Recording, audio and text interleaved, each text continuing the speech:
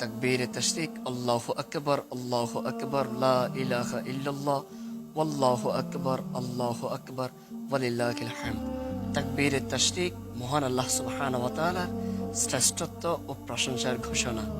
আর কুরবান হলো আল্লাহর প্রিয় বান্দাদের আরো বেশি প্রিয় হওয়ার একটা মাধ্যম। তাকবীর তাশরিক ও কুরবান একই সুতায় ঘাতা। 9 জিলহজ ফজর নামাজ থেকে শুরু করে 13 জিলহজ আসর পর্যন্ত তাকবীর তাশরিক একজন মুসলমানের উপর পড়া ওয়াজিব। মোট 5 দিন 23 ওয়াক্ত ফরজ নামাজ, সেটা হোক একাকী নামাজ অথবা জামাতের সাথে।